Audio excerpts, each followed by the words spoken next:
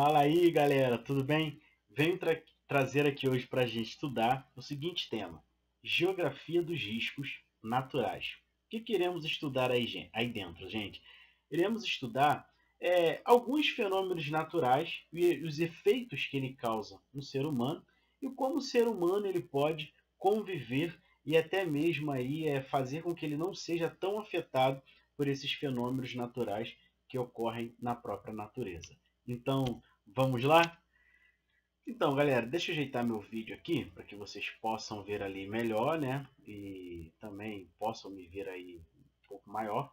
Tá ali, eu botei dois tópicos, tá? Para a gente iniciar aí nosso estudo, que é o seguinte: os desastres naturais atingem as sociedades de forma desigual, sendo mais perigosos em regiões que não têm mecanismos eficientes para prevê-los com antecedência ou que não conta com recursos para enfrentá-los adequadamente. Ou seja, gente, os desastres naturais, como grandes enxurradas, enchentes, vulcanismos e assim vai, eles acabam afetando mais aquelas sociedades mais pobres e que não têm nenhum de recurso disponível para tentar lidar com esses fenômenos aí que a natureza ela oferece e vai acontecer, como eu falei, em uns lugares com mais incidência e outros com menos, tá? Então, os países mais pobres, a população mais pobre, dependendo da região, município, estado, as que não têm tantos recursos serão as mais atingidas com esses desastres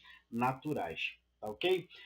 O segundo tópico ali eu trago para a gente o seguinte: os riscos que ameaçam a sociedade estão relacionados aos processos naturais e ação humana. Ou seja, gente, é claro que uma grande enxurrada é um risco, tá, para o ser humano e é um processo natural. Vulcões, terremotos, maremotos são processos naturais. A própria natureza se encarrega de fazer e vai existir alguns lugares com mais incidência, outros com menos. Mas isso não quer dizer, gente, que o ser humano ele não possa evitar com que esses acidentes aconteçam, tá? Por exemplo, eu trouxe aqui uma imagem. Tá aqui um morro, né? Uma casa construída no pico do morro e tá aqui dá a entender que eles estão vendo uma reportagem lá que diz o seguinte: prédio desmorona no Rio de Janeiro. Aí o cidadão que está lá numa área de risco pode ver que está chovendo bastante. Esse morro aí ele está absorvendo essa água. Vai chegar uma hora que vai virar um pudim. Esse morro vai desmoronar, mas ele está lá, relaxa, que aqui nada vai acontecer porque nós estamos dentro de uma casa. Ou seja, tem duas coisas aí: a falta de consciência dessa pessoa que está morando num lugar desse, de risco, tá? E também você vê o seguinte: não é um local que foi preparado, tá, para suportar esses fenômenos naturais. E aí é claro que existe também outros problemas, como questão de moradia, né? Pessoas que não possuem moradia vão acabar se fixando em qualquer lugar, construindo habitações irregulares em qualquer lugar. Também tem um descaso do poder público aí também, que vê muitas das vezes as pessoas construindo casas nesses lugares aí e finge com que nada está acontecendo. Ou seja, existe N coisas que a gente poderia estar citando aí nesses riscos, aí, esses processos naturais conforme eles acontecem e como eles vão ameaçando a nós seres humanos. Aqui, gente, nesse outro slide aqui, eu trago mais ou menos um esquema para mostrar os riscos capazes de causar danos e prejuízos às populações. Vamos da esquerda para a direita? Tá ali, ó. Riscos biológicos, tá? Doenças provocadas por micro-organismos, picadas de animais, ingestão de ervas tóxicas e etc. Riscos resultantes da dinâmica da natureza. Olha lá, ó. E lá embaixo vem riscos físicos, climáticos, hidrológicos, geológicos e etc. Do lado direito, riscos sociais: fome, miséria, guerras, violências, atentados, sequestros, perseguições. Riscos resultantes da ação humana. Esse daí que a gente citou, riscos resultantes da ação humana. E lá embaixo, os riscos tecnológicos: vazamentos de produtos tóxicos, acidentes com veículos, crimes de internet. O que a gente pode ver nesse esqueminha aí, gente? Que existe tanto os riscos naturais, causados pela própria natureza, e tem os riscos resultantes da ação humana, que é o que o ser humano não faz nada ou faz ali de qualquer jeito, não tentando amenizar os riscos que envolve ele. Tá?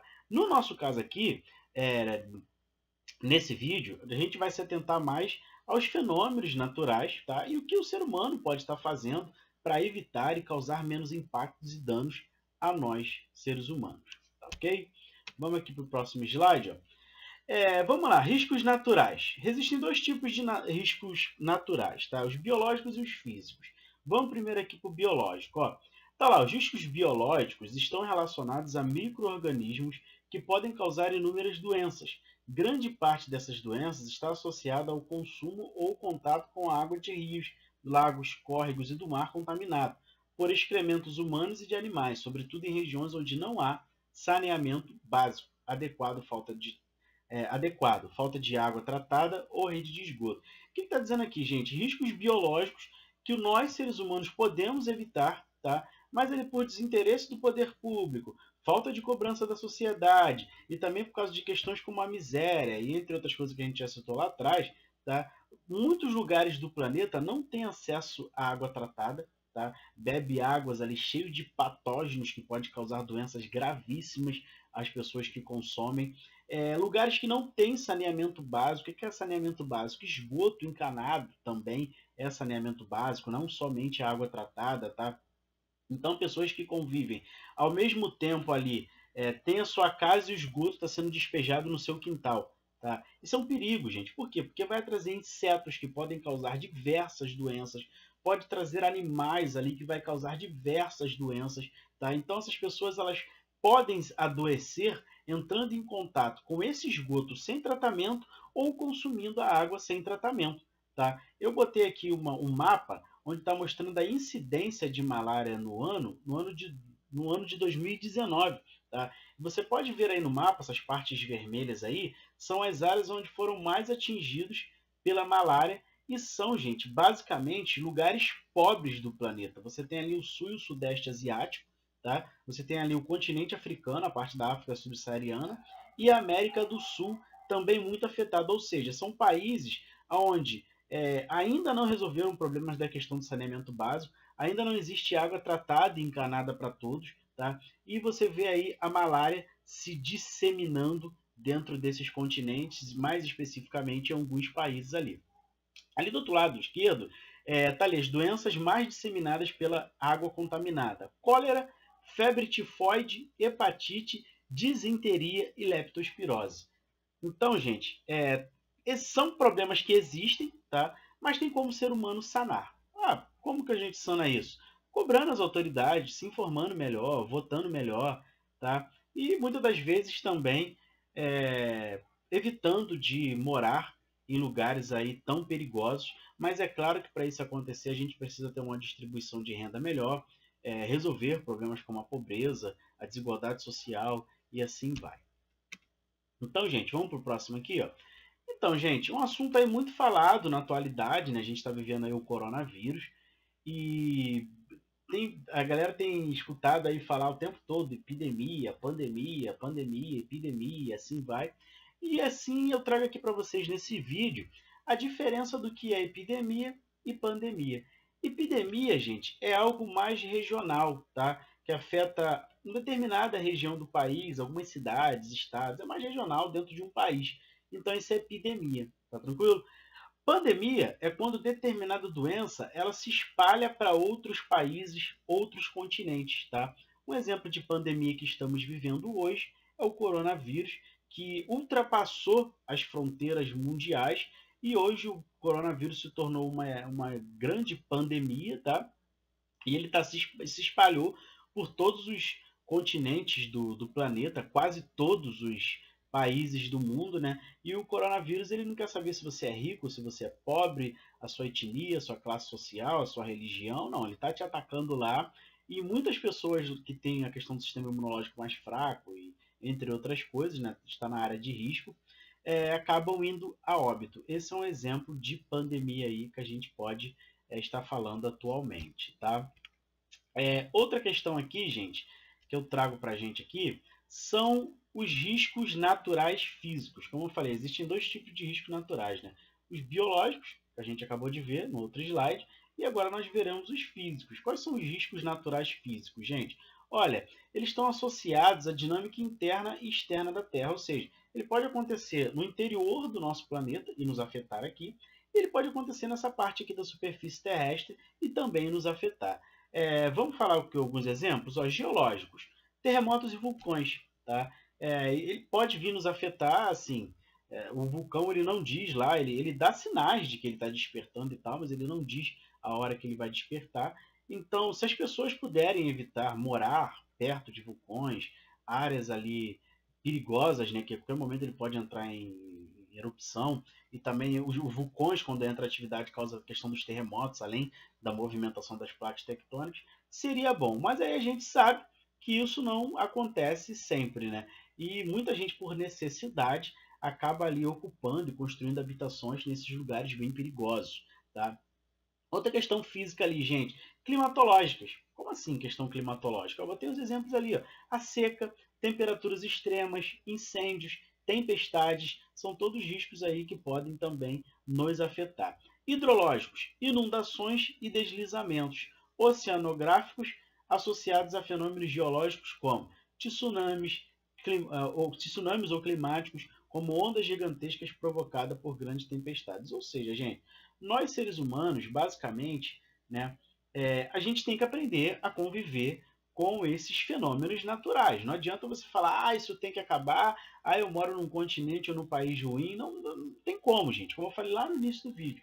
Em alguns países eles irão acontecer com maior incidência, em outros países eles irão acontecer com menor incidência. Então, assim, cabe a nós nos adaptar e criar uma sociedade que possa suportar esses fenômenos naturais, tá? Que é basicamente o que a gente vai falar aqui agora no próximo vídeo, no próximo slide, que é o que? As sociedades resilientes. Quase que não sai. O que são sociedades resilientes, gente? São sociedades que se adaptaram, tá?